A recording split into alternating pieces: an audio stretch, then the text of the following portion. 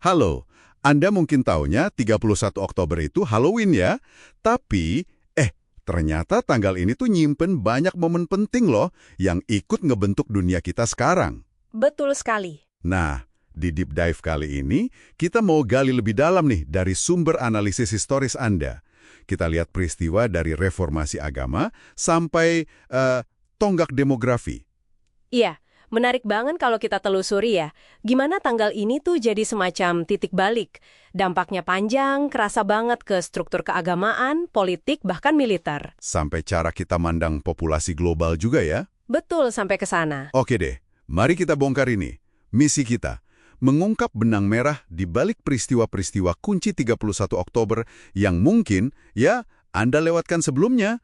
Kita mulai jauh ke belakang, 1517. 1517. Martin Luther. Iya, Martin Luther, maku 95 tesis di pintu gereja Wittenberg. Ini bukan sekedar protes biasa aja kan ya? Wah, jauh dari itu. Ini aksi yang, gimana ya, nekat pada masanya. Luther kan tentang penjualan surat pengampunan dosa, indulgensi itu. Dan otoritas paus juga ya? Betul, otoritas absolut paus pada saat itu. Nah, dampaknya ini yang luar biasa. Memicu reformasi Protestan. Yang memecah kekristenan barat itu kan? Tepat. Tapi ada konsekuensi lain yang nggak terduga. Justru ini memperkuat negara bangsa modern. Oh ya, gimana tuh hubungannya? Jadi dengan nantang otoritas paus yang sifatnya supranasional ya kan, Luther ini secara nggak langsung ngasih ruang buat penguasa lokal. Buat negasin kedaulatan mereka sendiri gitu? Iya, atas wilayah dan gereja mereka.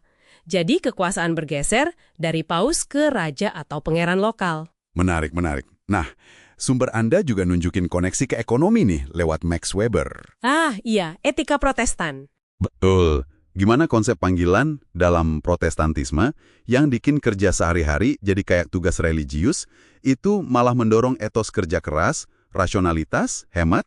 Nah, itu koneksi yang penting banget. Weber kan bilang, etika ini, apalagi di kalangan Calvinis ya, itu mendorong akumulasi modal.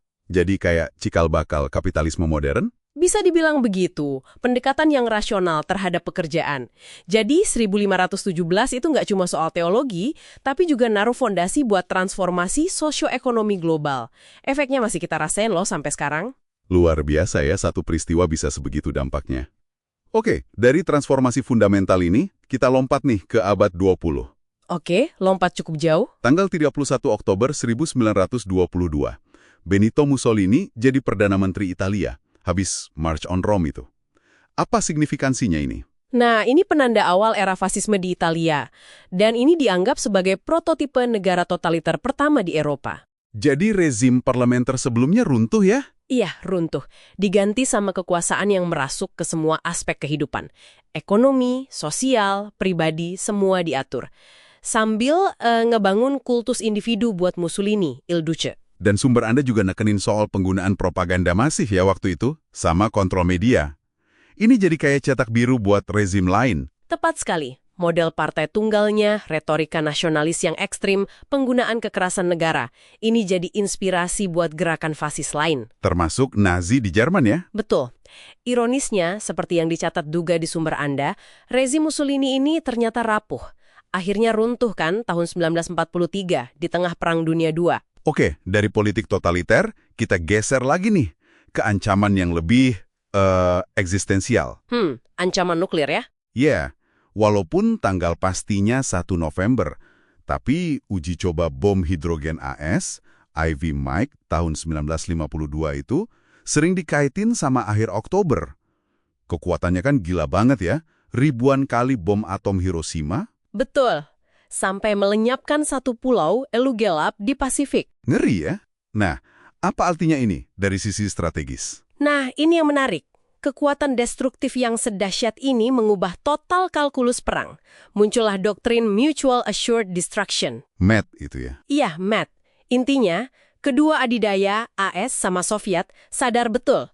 Kalau satu nyerang duluan, artinya kehancuran total buat semua pihak. Nggak ada yang menang. Jadi malah menjaga perdamaian. Aneh juga ya? Ya, semacam keseimbangan teror. Mencegah perang terbuka skala besar selama perang dingin. Walaupun tegang terus ya suasananya. Sebuah paradoks yang luar biasa. Oke, sekarang kita ke India. 31 Oktober 1984. Pembunuhan Perdana Menteri Indira Gandhi. Iya, oleh pengawalnya sendiri yang berlatar belakang Sikh. Apa konteksnya waktu itu? Ini aksi balasan atas Operasi Bintang Biru. Beberapa bulan sebelumnya, militer India menyerbu kuil emas di Amritsar, tempat suci kaum Sikh. Dan dampaknya setelah pembunuhan itu gimana? Langsung mengerikan. Terjadi kerusuhan anti-Sikh yang meluas di berbagai kota di India. Ribuan orang jadi korban jiwa. Wah, ini benar-benar menguji fondasi sekulerisme India ya berarti. Sumber Anda kan nyorot gimana negara kayak gamang gitu ngelindungin minoritas waktu itu. Betul sekali. Ini bukan cuma pembunuhan politik biasa.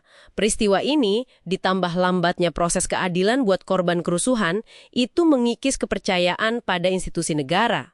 Jadi ada efek jangka panjang ke politiknya juga. Ya, dan meninggalkan luka komunal yang, mungkin belum sepenuhnya sembuh sampai sekarang. Kompleks ya masalahnya. Oke, terakhir nih, kita ke peristiwa yang lebih baru. 31 Oktober 2011. Hari 7 miliar. Betul, PBB netapin tanggal itu sebagai Hari 7 miliar. Pas populasi dunia nyentuh angka itu. Ini sekedar simbol aja, atau ada makna lebih dalam menurut sumber Anda? Ini lebih dari sekedar angka, ini jadi penanda pergeseran fokus global. Sumber Anda tuh nekanin gimana tonggak ini menggarisbawahi urgensi isu keberlanjutan. Keberlanjutan, terus ketidaksetaraan sumber daya ya, pangan, air, energi. Iya, betul. Dan juga tekanan akibat perubahan iklim. Semua jadi makin terasa dengan populasi yang terus bertambah. Dan tantangannya, seperti yang ditekankan PBB dan sumber Anda juga, pertumbuhan populasi ke depan itu malah konsentrasinya di wilayah yang paling rentannya. Tepat, rentan secara ekonomi dan ekologis. Ini nuntut solusi global yang lebih adil, lebih terkoordinasi.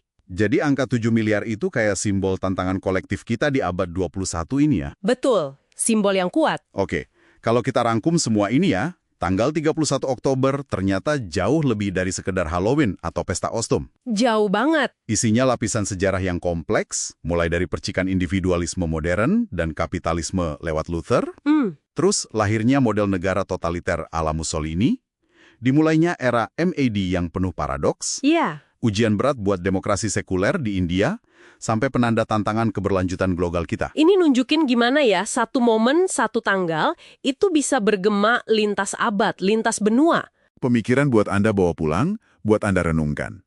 Kalau kita lihat gimana peristiwa masa lalu itu ngebentuk dunia kita saat ini, kira-kira nih, momen atau tren apa di era Anda sekarang yang mungkin belum kita sadari sepenuhnya dampaknya, tapi kelak bakal dilihat sama generasi mendatang sebagai titik balik krusial. Pertanyaan yang menarik untuk direnungkan ya. Iya kan? Coba pikirkan. Sampai jumpa di Deep Dive berikutnya.